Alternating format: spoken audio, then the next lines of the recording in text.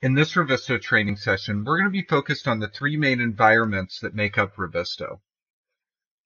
In the top of the center of the application, you'll see three main environments, 3D, 2D, and the issue tracker.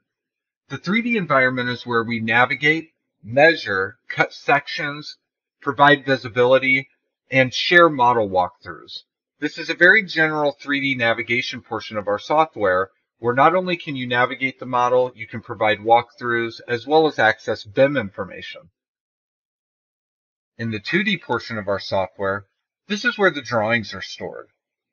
And as you can see, I can get a list of drawings here, or I can even access individual sheets inside of the project.